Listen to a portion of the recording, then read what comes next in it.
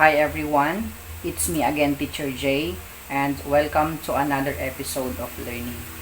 Today's video, we are going to discuss simplifying rational algebraic expression. So, define muna natin yung rational algebraic expression. A rational algebraic expression is a quotient of two algebraic expressions, where both the numerator and the denominator are polynomials.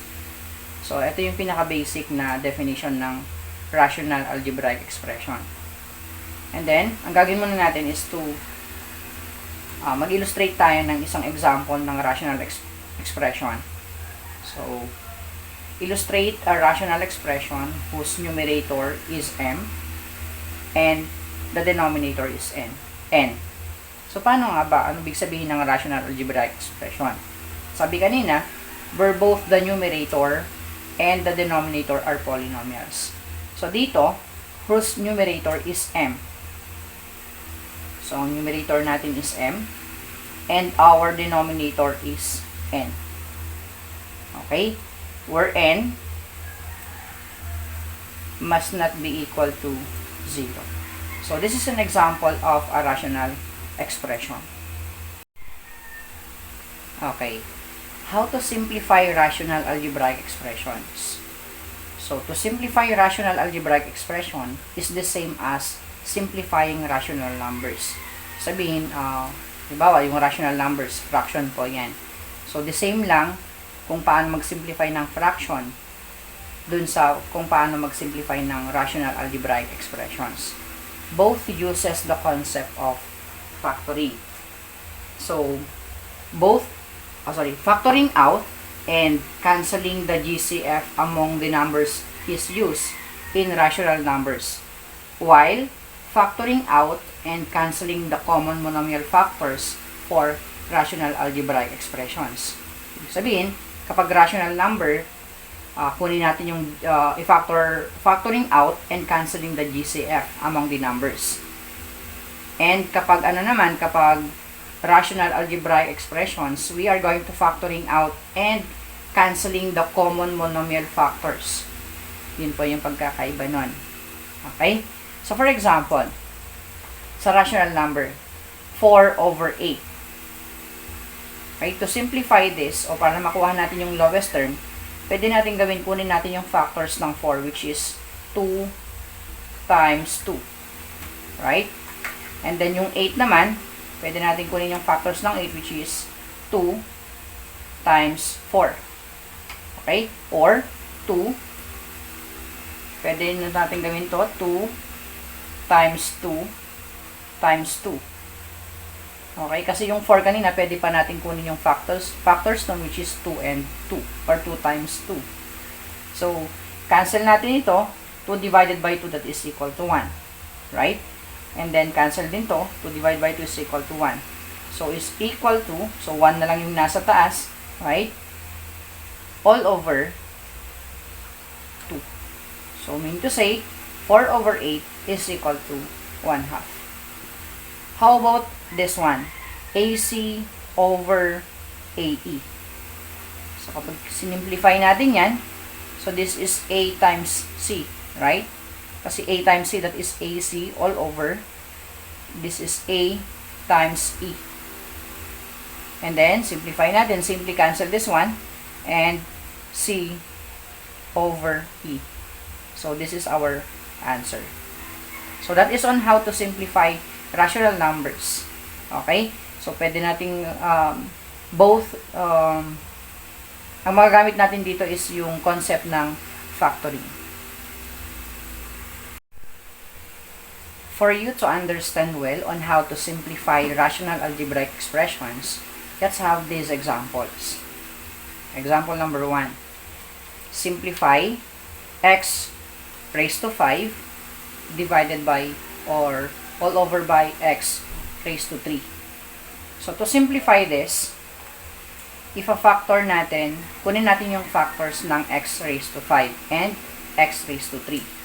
So, ang factors niyan is x times x times x times x times x. So, kapag minultiply natin ito, magiging x raised to 5. All over, kunin din natin yung factors ng x raised to 3. That is x times x times x. So, kapag minultiply din natin ito, magiging x raised to 3. So, simplify natin yan. Simply cancel this one. Okay?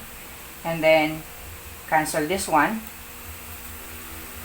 And then, cancel natin yan. Yung magkakaparehas, na may parehas sa numerator natin saka denominator. So, ang naiwan sa taas is x times x. And then, sa baba, this is 1. Okay? So, simplify natin x times x, that is x squared. Right? All over 1. Or x squared, or x raised to 2, divided by 1, that is equal to x raised to 2. So, this is our final answer. Okay, aside from the knowledge of factoring, we can, in simplifying rational algebraic expressions, also applies the laws of exponents. So, pwede rin yung mga product rule, quotient rule, power rule, zero exponent, or yung mga negative exponent. So, pwede natin i-apply yun to solve rational or to simplify rational algebraic expressions.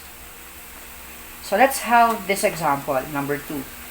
Simplify square of x plus 5 all over x squared plus 7x plus 10.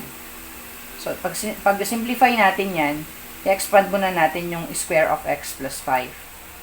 So, that is x plus 5 times x plus 5. Kapag minultiply natin yan, magiging ganito rin po siya, square of a binomial. Expand lang natin, all over. And then, kunin natin yung factors ng x squared plus 7x plus 10. So, kapag kinuha natin yung factors niyan, that is x. Kunin natin yung factors ng x squared, that is x. And then, factors ng 10, that is 5 and 2. Okay? Pag pinag-add natin, makukuha natin yung middle term, which is 7. So, this is x plus 5 and then x plus 2. Since meron tayong magkaparehas na nandun sa numerator at meron din sa denominator. So, cancel natin yung x plus 5 na is dito. Okay? So, ang naiwan sa taas is x plus 5 all over sa baba naman, that is x plus 2. And this would be our final answer. Okay, let's have example number 3. AB raised to 2 or A times B raised to 2 divided by A times B. So, to solve this one, factor natin yung may exponent na variable is yung B lang, hindi kasama yung A. So, just copy A first, times yung factor ng B squared, that is B times B. So, kapag minultiply din natin ito, magiging A times B squared. Same lang. All over A times B. Okay? So, cancel natin yung may magkaparehas na meron sa numerator at meron din sa denominator. So, yung A. Same with B. Okay? So, pag simplify, B over 1 yung nandyan. Or, this is equal to B. And, this would be our final answer. Let's have example number 4. X squared minus 9 all over x plus 3. So, to simplify this rational algebraic expression, simplify natin yung numerator natin. This is an example of difference of two squares. So, kapag sinimplify, pwede siyang gawing x minus 3. Isa naman, x plus 3. Right? Pag minultiply mo yan, magiging x squared minus 9 siya. All over, this is x plus 3. Now, simplify. Merong magkaparehas na nasa numerator at saka denominator. So, simply cancel x plus 3 here. Ayan. So, naiwan sa taas, that is x minus 3 all over 1 yung nandito. Or, this is simply x minus 3. And, this would be our final answer. Okay, let's have example number 5. 4x squared minus 8x minus 12 all over x minus 3. So, ang gagawin natin, simplify natin yung ating numerator. So, by using common monomial factor.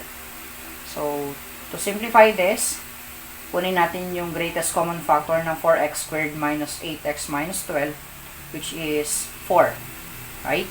So, this is the greatest common factor of 4x squared minus 8x minus 12 times. Gagawin natin, 4x squared divided by 4, that is x squared.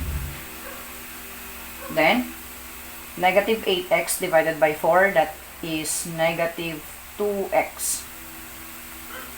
And then, negative 12 divided by 4, that is negative 3. All over, copyin natin yung x minus 3. Next, we have 4 times x squared minus 2x minus 3 all over x minus 3. So, hindi pa pwedeng maisip, hindi pa ito yung final answer natin. Okay? Look at this one. X squared minus 2x minus 3. So, pwede siyang mai-simplify or pwede kunin natin yung factors ng x squared minus 2x minus 3. So, the factors are 4 times, kunin natin yung factors niyan. So, factors ng x squared, that is x. And then, kunin natin yung factor ng negative 3. And then, kapag pinag-add natin yung dalawang factors na yun, the sum is, or the result is yung ating middle term. So, that is x squared plus 2. Or this is minus 3. And then, plus 1. Right? Okay. And then, all over x minus 3. So, simplify natin. So yung factors natin yung ng x squared minus 2x minus 3 ay the quantity x minus 3 and x plus 1. So, meron tayong magkakaparehas na nasa numerator at meron din sa denominator. So, cancel natin yung x minus 3 dyan, saka dito. So, ang sagot natin dyan is, this is 4 times x plus 1 all over 1, or simply 4 times x plus 1. This would be our final answer. Let's have example number 6. X cubed or x squared plus 3x minus 4 all over x cubed minus 3. So, simplify natin yan. Simplify muna natin yung ating numerator. Kunin natin yung factors. Factors niyan ay x. Factors ng x squared ay x. So, ganyan ang gagawin natin. And then, kunin natin yung factors ng negative 4. So, this is x minus, x plus 4. And then, x minus 1. All over. So, this is some difference of 2 cubes. Tama? Difference of 2 cubes. So, pag sinimplify din natin ito or kunin natin yung factors, that is